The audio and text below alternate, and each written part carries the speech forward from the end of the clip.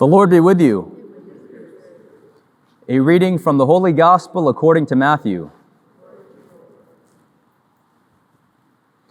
Jesus proposed another parable to the crowds, saying, "The kingdom of heaven may be likened to a man who sowed good seed in his field.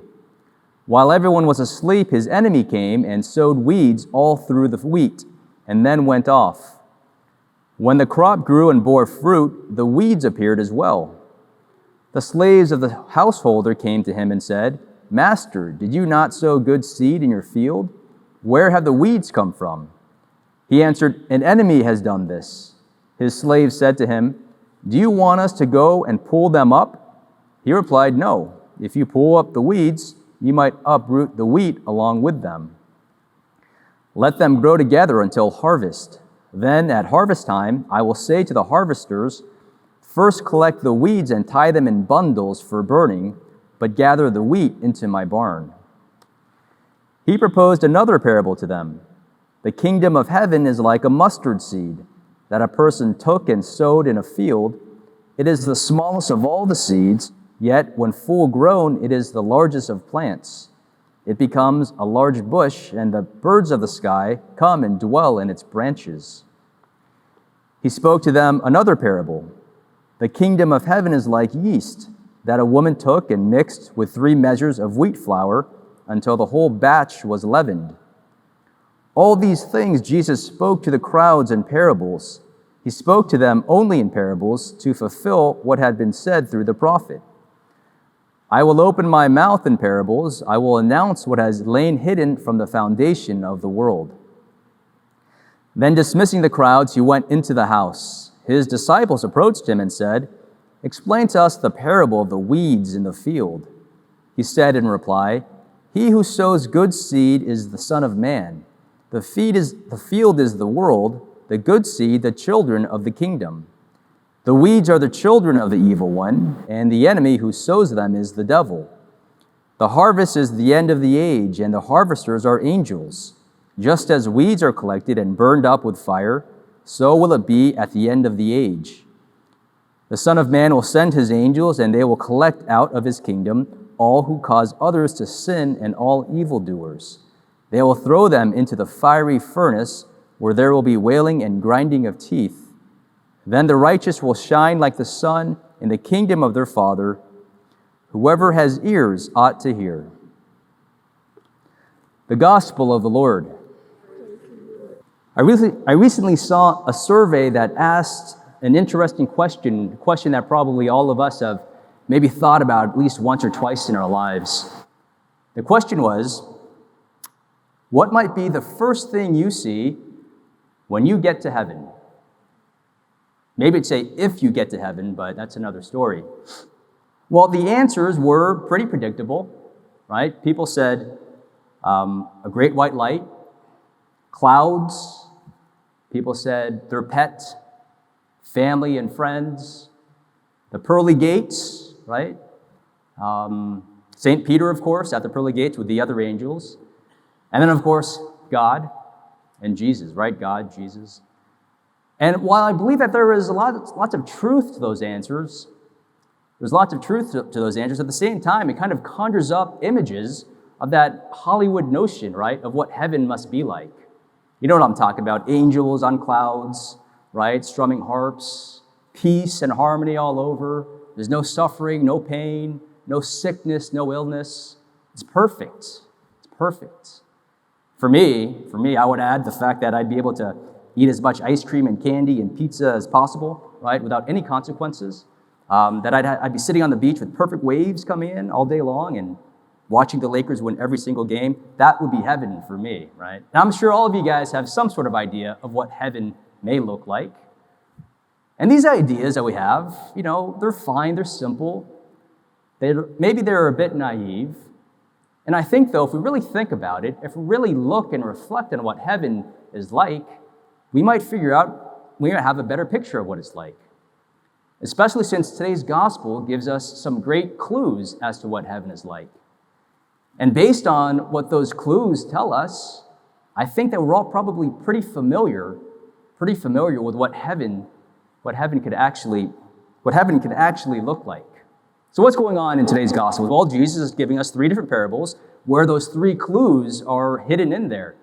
Jesus is talking about wheat and weeds, he's talking about mustard seeds, and he's talking about yeast, right? It's a far cry from those angels and clouds and harps and all that. So what's going on in these parables? Well, in the first one, in the parable about the wheat and the weeds, Jesus identifies the wheat as representing everything that is good, everything that is holy, everything that comes from God. Then he also talks about the weeds. The weeds are everything that's bad, everything that's evil, everything that comes from the devil. And I think one thing that's surprising is that Jesus tells us that in the kingdom of heaven, in heaven, the weeds and the wheat, they coexist. They're together, both good and bad together in heaven. They coexist, good and evil. In the second parable, Jesus talks about that tiny little mustard seed, right? The tiny mustard seed that sprouts and grows into this giant bush. Giant bush, right? It grows. Jesus is telling us here that the kingdom of heaven is dynamic. It's not static, but it changes. It grows, it evolves, it develops, it changes. And then in that last parable, Jesus is talking about yeast mixed in with flour, and he kind of leaves it at that. He doesn't give us many more details. So what's Jesus talking about here? Well, it's probably one of the more important parables for us, but it's something that I want to talk about a little bit later. But that's fine because those first two parables, they give us great clues as to what heaven is like. So what's heaven like? Well, like I said, I think all of you are pretty familiar with heaven. You're all pretty familiar with it because, well, you're all in it. We're in it, right? We're in it because it's Hollywood. This is it. It's Los Angeles. It's Los Angeles. Los Angeles was founded as a city in 1781, and its original name was El Pueblo de Nuestra Señora, la Reina de Los Ángeles, right? That's a long name, but for all of us, it's known as LA. And LA has humble beginnings. Less than 200 years ago, the population of the city was 1,600 people. Now we're about 4 million. What started out as a small trading outpost in the middle of nowhere, right, with a few mission churches, it has grown. It's the center, it's the entertainment capital of the world with the film and TV industries. As a city, it has the third biggest GDP of any city in the world, behind New York and behind Tokyo.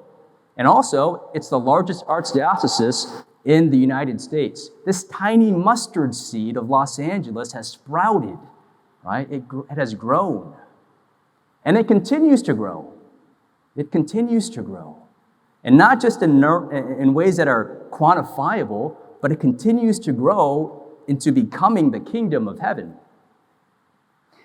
And there's evidence of this, right? There's evidence of Los Angeles growing into the kingdom of heaven. You can see that in the beautiful palm trees, right? Silhouetted against the sunsets along the beaches. We see it in the wonderful, warm, inviting weather that we have. We see it in the generosity of our neighbors. We see the loving actions of us fellow Los Angelinos that we have for one another, right? We see it in our diversity. We see it all over. And all those things, all that is the wheat. That's all the wheat in this field of Los Angeles. But of course, we can also see that there's plenty of areas for Los Angeles to grow into becoming fully that kingdom of God, that kingdom of heaven. Look around. Poverty, pollution, crime, violence, unaffordable housing, right? Unjust labor practices, lack of rain at times, and then something that we're all so familiar with, traffic.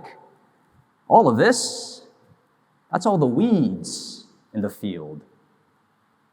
Los Angeles, the kingdom of heaven, full of weeds, full of wheat in this field.